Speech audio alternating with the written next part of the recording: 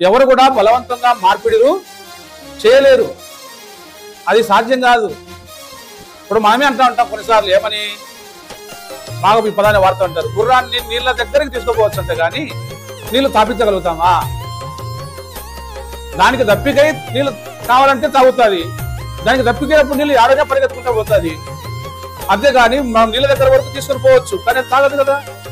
దాన్ని నోరు తెరిచి తాగుతామా మనం? కాదు కదా. కాబట్టి మనస్సు అనేది నీ అంతా నువ్వే మార్చుకొని దేవుడి దగ్గరికి వెళ్ళాలా అనేది దేవుడు పెట్టాడు. కానీ నేను మార్చుతా, నేను ఏంచుతా అని చెప్పలే. నువ్వు మారకపోతే మాడేది మాత్రం వాస్తవం, మారకపోతే మాడుతారు.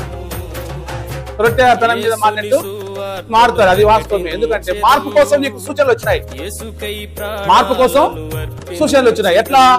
ఒక బోర్డు పెట్టింటారు, ఇక్కడ మలుపు ఉన్నది నెమ్మదిగా వెళ్ళుము అని. నువ్వు బోర్డు పెడితే నేను మెల్లగా పోతానా అని నువ్వు 100 కిలోమీటర్ల వేగంతో పోయినావు అనుకో, మలుపు దగ్గర నీ బండి కంట్రోల్ కాదు. దానికి పర్యావసనంగా నువ్వు ఏమనుభవించాల్సి వస్తుంది?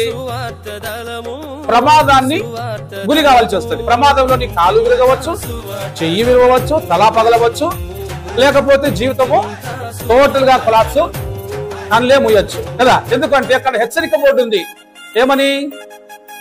ఇక్కడ మలుపు ఉన్నది నెమ్మదిగా వెళ్ళుము అని.